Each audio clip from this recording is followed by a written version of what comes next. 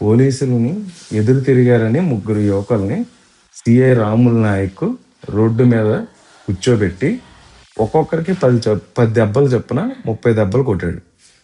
సరే, అది రాజ్యాంగంలో కొట్టే హక్కు అవనికి ఎవరిచ్చారు? సర్లే, వాళ్ళు ఏదో చేశారు, దానికి ఈయన కొట్టాడు అనుకుని అప్పుడు జనం అంతా వీడియో చూసి మురిసిపోయి వదిలేశారు. న్యాయం కావాలని చెప్పి ఒక మహిళ ఒంగోలు పోలీస్ స్టేషన్కి వస్తే ఒంగోలు పోలీస్ స్టేషన్లో తన ట్రాప్ చేసి తనను మానసికంగా వాడుకున్నాడని, శ్రీశైలం తీసుకెళ్లి రాముల్ నాయక్ పెళ్లి చేసుకున్నాడని చెప్పారు. ఓకే, బాగానే ఉంది. ఆవిడని ట్రాప్ చేశారు. ఇప్పుడు ఆ వీడియోలన్నీ సోషల్ మీడియాలో స్ప్రెడ్ అయ్యి బయటకు వచ్చినాయి. ఇప్పుడు ఈ రాముల్ నాయక్ని ఏ రోడ్డు మీద కూర్చోబెట్టి కొడతారో ఈ పోలీస్ డిపార్ట్మెంట్ చూడాలి. ఏ రోడ్డు మీద పెట్టు. ఇప్పుడు సామాన్య ప్రజలకు ఒక న్యాయమును, ఈ పోలీస్ డిపార్ట్మెంట్కి ఈ అధికారంలో ఉన్న వాళ్ళకి ఒక న్యాయమా?